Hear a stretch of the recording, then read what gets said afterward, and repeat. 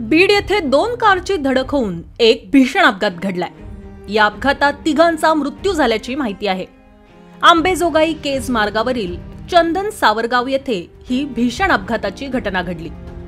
या घटनेने काही काळ मार्गावर वाहतूक कोंडी झाली होती। आंबेजोगाई केज मार्गावरील चंदन सावरगाव नजीक शुक्रवारी रात्री 10:45 सुमारास दोन कारची समोरासमोर धडक होऊन भीषण अपघात झाला। या भीषण अपघातात तिघांचा मृत्यू झालाय, तर एक जण गंभीर जखमी असल्याची माहिती आहे। मृतांमध्ये अमित दिलीपराव कोमटवार वय वर्ष 35 यांचा समावेश आहे। दोन वाहनांची समोरासमोर धडक झाली।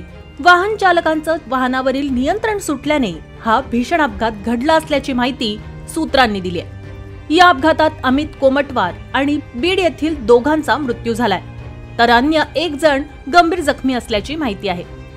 अमित कोमटवार हे दिंडरूडचे सरपंच अजय कोमटवार यांचे ज्येष्ठ बंधू होते।